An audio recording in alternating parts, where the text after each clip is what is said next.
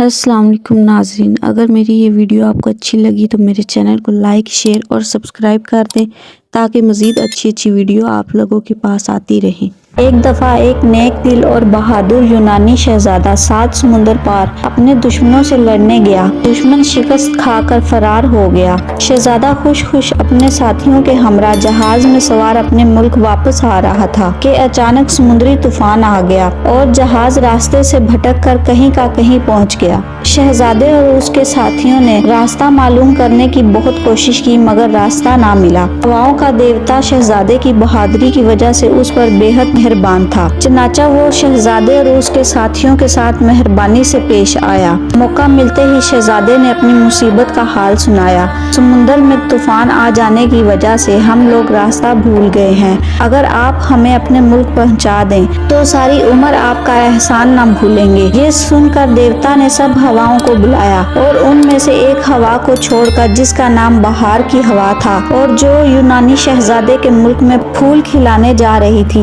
باقی سب کو چمڑے کے ایک بہت بڑے صندوق میں بند کر دیا۔ بعد میں اس صندوق کو رسیوں سے خوب جکڑا گیا تاکہ ڈھکنا کھلنے نہ پائے۔ تب اس شہزادے نے کہا، جب تم اپنے وطن پہنچ جاؤ تو ان ہواؤں کو آزاد کر دینا، لیکن راستے میں اگر انہیں چھوڑا تو اپنے ملک نہیں پہنچ سکو گے۔ شہزادے نے صندوق اپنے جہاز سے کس کر باندھ دیا اور پھر جہاز کھول دیا۔ اب بہار کی ہوا دھیرے دھیرے انہیں ان کے ملک کی طرف لے جانے لگی۔ اب ہوا یہ کہ شہزادے کے ساتھیوں کو یہ معلوم نہ تھا کہ اس صندوق میں بہت ساری ہوائیں بند ہیں۔ صندوق کو دیکھ کر فوراً ان کے ذہن میں یہ بات آئی کہ یقیناً ہواؤں کے دیوتا نے شہزادے کو اس صندوق میں بہت سی دولت بند کر کے دی ہے۔ اب شہزادہ اس میں سے ہمارا حصہ نہیں دینا چاہتا، اس لیے یہ قصہ گڑھ کر سنا دیا۔ چنانچہ وہ سب دل ہی دل میں شہزادے سے بے حد ناراض ہو گئے۔ ادھر شہزادہ اس ڈر سے کہ کہیں کوئی شخص غلطی سے صندوق نہ کھول بیٹھے دن رات جاگتا اور جہاز کے عرصے پر پہرا دیتا رہتا، مگر شہزادے کی سرگرمیوں سے اس کے ساتھیوں کا شبہ اور بھی بڑھ گیا۔ 10ویں دن صبح کو جب وہ جہاز کے تختے پر کھڑا ہوا تو اسے دور سے دھواں اٹھتا نظر آیا۔ یہ دیکھ کر شہزادے کی خوشی کی کوئی حد نہ رہی۔